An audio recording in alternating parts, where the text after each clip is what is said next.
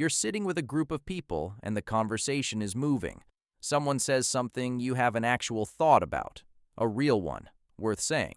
And in the 2 or 3 seconds it takes you to shape it into a sentence, check whether it's true, decide whether it adds anything, the conversation has already moved on.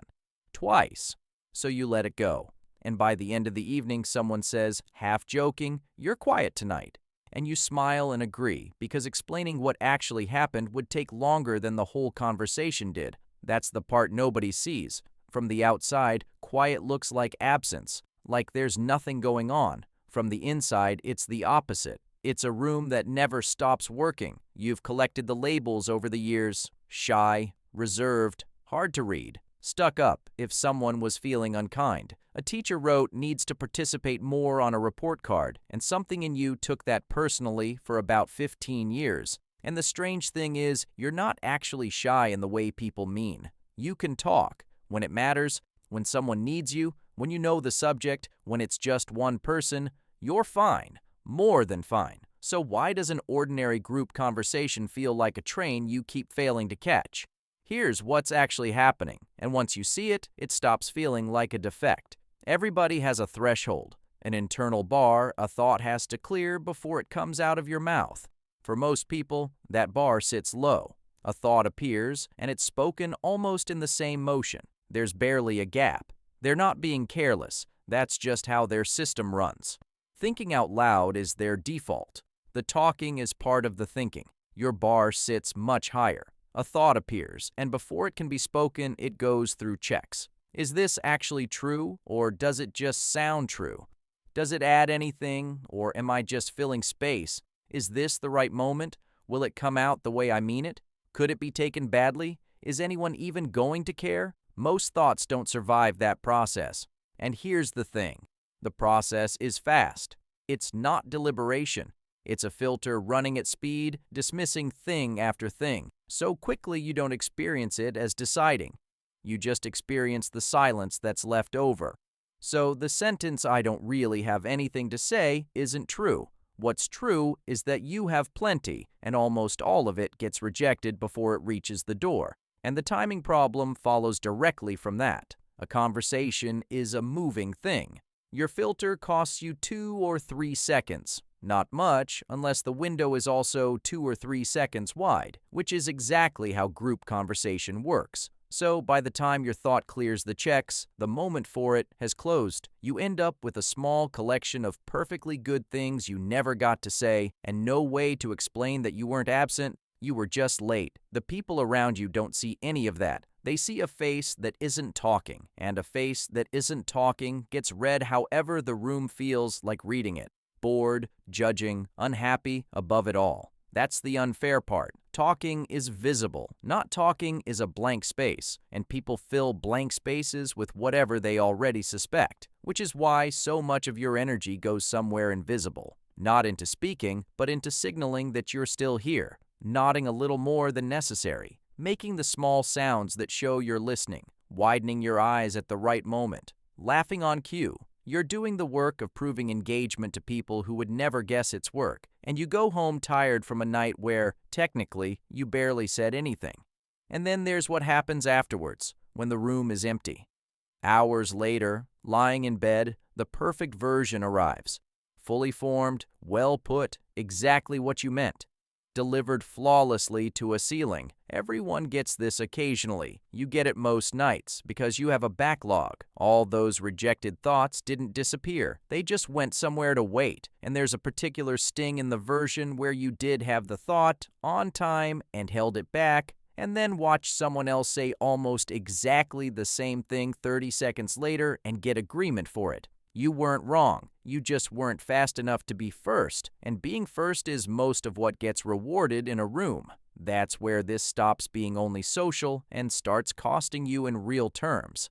Meetings tend to reward whoever fills the air, not whoever thinks the clearest. The person who talks constantly is read as engaged, committed, a leader. You, saying 2 accurate things in an hour, get read as disengaged. And in some rooms that quietly shapes who gets the interesting work, who gets asked, who gets promoted. It isn't fair, and it isn't a judgment of quality. It's just that most rooms measure participation by volume, because volume is the only thing that's visible. It costs you at the start of friendships, too. New people have almost nothing to go on except how much you say, so you come across as harder to know, slower to warm to, maybe not that interested. The ones who stay long enough find out otherwise. But there's a filtering effect. The people who need fast, easy signals move on before you've had a chance to be yourself, and the people who are comfortable with pauses stick around. Which explains something you've probably noticed. You have fewer friendships than most people, and the ones you have tend to be considerably deeper.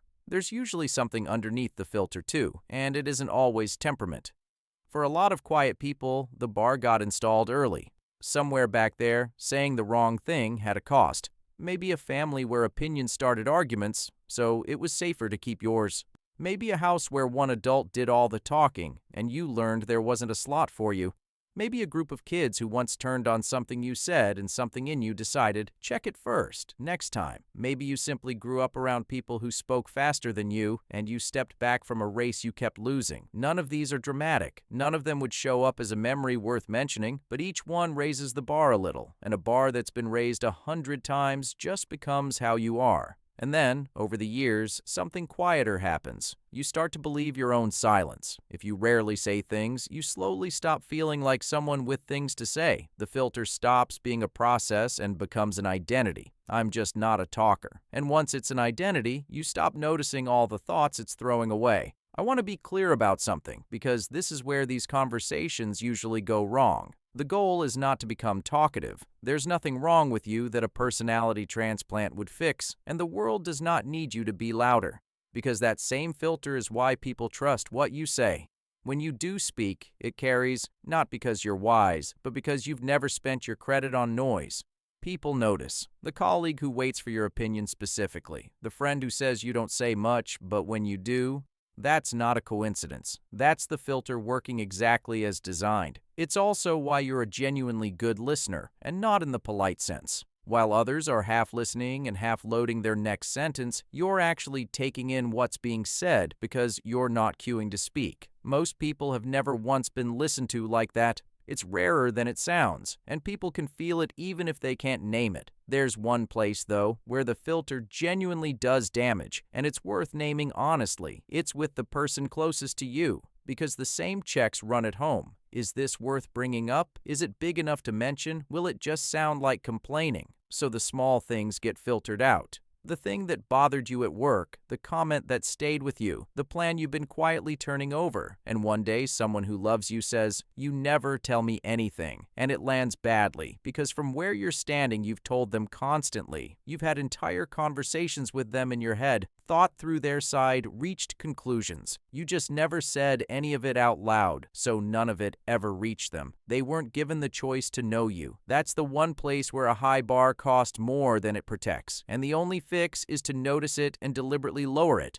For one person in one room on purpose. So the useful question isn't how do I talk more? It's, is this filter still set for the room I'm actually in? Because that's the thing about a bar that got raised in childhood. It doesn't check whether the danger is still there. It's running the same strictness at a table full of friends as it would in a hostile room. The cost of a half-formed sentence among people who like you is basically zero, but the filter doesn't know that. It's still charging the old price. So the shift is small and specific, not speak more. Instead, in the places you already know are safe, let one or two things through that would normally be rejected. The thought that isn't fully formed, the mild opinion, the thing that's just interesting rather than important. And there's a phrase that makes this much easier than it sounds, because it takes the pressure off the sentence being finished. I haven't thought this all the way through, but that's it. That single opener gives you permission to speak in draft, which is what everyone else has been doing this whole time. They just never announced it. You've been holding yourself to a standard of finished sentences in a room where nobody else is even trying. The other thing worth noticing is where you're fine. One-on-one, you talk. On a subject you know, you talk. With someone who leaves space and doesn't rush you, you talk. That tells you the quietness isn't fixed. It's conditional. It responds to how much room there is. So instead of trying to change yourself for every setting, notice which settings let you exist as you already are, and spend more of your life in those. Some conversations are simply too fast for anyone with a filter, and that's not a personal failure. It's a mismatch of speed, and when someone tells you you're quiet, you're allowed to just say yes. It isn't a diagnosis, it's an observation about volume, made by someone who has no idea how much traffic is going on behind it. Because none of this was ever emptiness. Every conversation you've sat through with that half-said thought still sitting in your chest, every time you got there 2 seconds after the window closed, every time you decided it wasn't worth saying, and then heard someone else say almost exactly the same thing and get agreement for it, that wasn't nothing happening. That was a room working at full capacity, with the door held shut. You were never the person with nothing to say. You're just the person who checks first. And the checking, like most things you learned early, made perfect sense at the time. It's only worth asking now and then whether it's still charging you for a danger that isn't in the room anymore.